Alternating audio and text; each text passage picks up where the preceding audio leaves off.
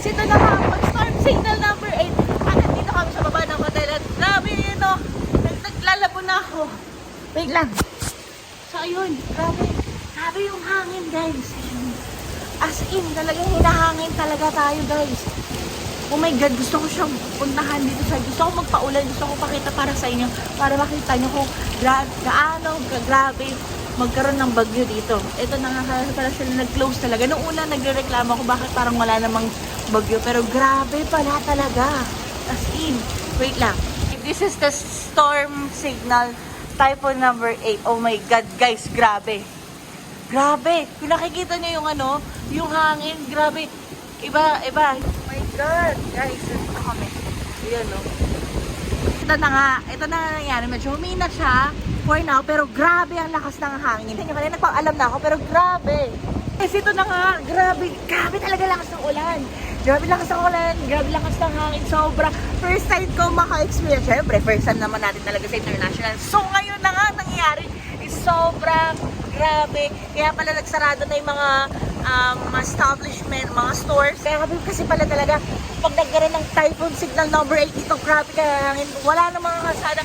Yung mga may mga, kung andito kayo, magkakaroon kayo kapag naka-Uber kayo, may app kayo na Uber, may mag-message sa inyo, sasabihin talaga na hindi sila pwedeng pasada. Kasi grabe yung lakas ng hangin guys.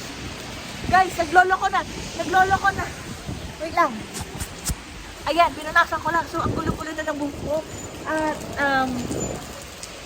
hindi namin in-expect na ganito kalakas talaga dito. Baba lang to ng hotel namin, guys. So, ayan, may advisory na possible ng flooding, ganyan. So, dahil Pinoy tayo, kompleto tayo ng mga groceries. Unang-una, meron tayong mga cup noodles, meron tayong mga oatmeal, meron din tayong mga energen. So, hindi natatawa. Hindi ko alam. But hindi ako natutuwa, pero alam mo yung first time ko ma-experience ito na lagi, every time na nag-vlog ako, may nangyayari sa kuna.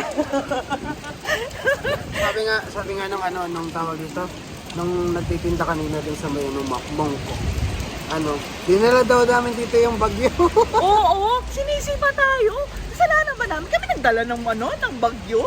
Diba? So parang, yun, grabe.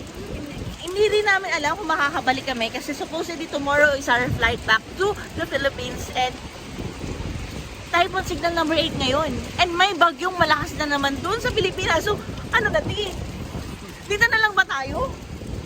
Parang, it's giving us a sign na dito na kami. At mag-apply ng trabaho.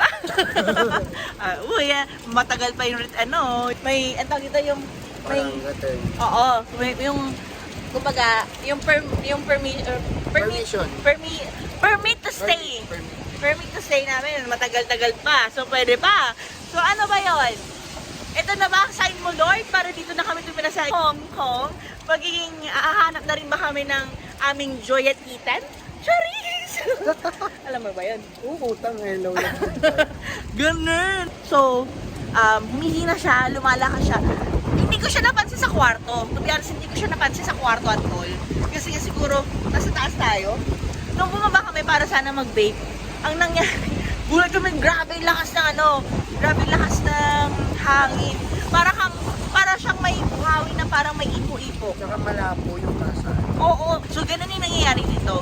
Kaya pala, kapag sinabing may typhoon na dineclare na nila na ito, sila hoisted na signal number 8, kahit maaga pa, nag-close na lahat ng establishment dito.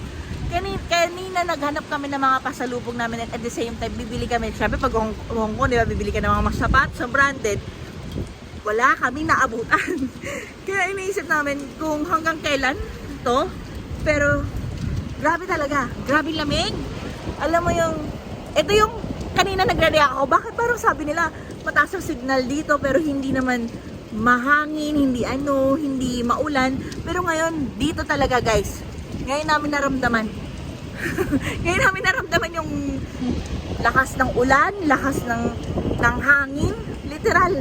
Kanina kasi, habang nag-vlog ako sa day 5 namin, papuntang Mongko, pero malakas na yung hangin. Pero walang ulan. Mga siguro patak-patak. Ganun ang nangyayari. So guys, magpapakita ko ng sneak peek ng day 5 vlog namin. Dito mapapakita kung gaano kagrabe yung lakas ng hangin na halos liparin na ang aking buhok. Yun guys. So guys, ito na po. Signal number 8 ngayon. Sabi ko nga sa inyo, bagyo. Halina hangin. Nakikita niyo yung buhok mo. Ayan na siya. Oh. Ayan, tignan niya. Oh, ganyan na. Ganyan. Malakas ang bagyo dito sa Hong Kong. Dala ng Pilipinas. Bagyo Pilipinas. Grabe. Buhagag ng aking buhok. Pero ngayon, may advisory kasi.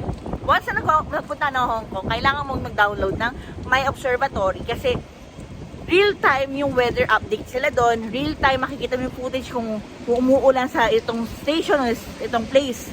At makikita mo yung real time na weather nila. And nakita ko na nga na may, yun na nga, na parang may advisory na magiging around 6:30 nag-announce na signal number 8 na. Then, ayun. So, we'll see what will happen to us. Gusto ko rin naman ma-inform kayo kasi alam ko may mga family kayo here sa Hong Kong nag-aalala kung kamusta nga ba ano ba yung signal number 8 nila sa kanila. Ang sabi nila sa akin, once na lumagpas ka sa signal number 5 pataas, sobrang lakas na nila. Yun yung mga signal number 4 or 5 sa atin. 3, signal number 3 or 4 sa atin sa Pilipinas. Eh ngayon, signal number 8. At yung bagyo nga, galing sa atin. So, malakas talaga.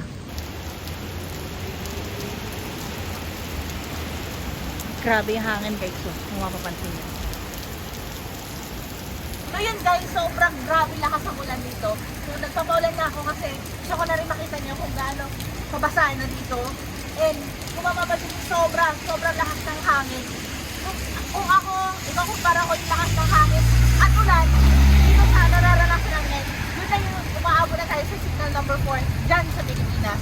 Kaya grabe, mag-ingat lahat kayo mga OFW, mga Pinoy natin, mga kababayan natin sa Hong Kong. Stay indoors. Alam ko nasa labas ako pero gusto ko lang din i-update din yung mga nasa Pilipinas ngayon. So guys, ingat kayo lagi. Sa Pilipinas ngayon may bagyo, ingat din kayo. At ito ako ulit, si Donna. Please subscribe to my channel para sa mga updated na mga videos ko. Bye-bye!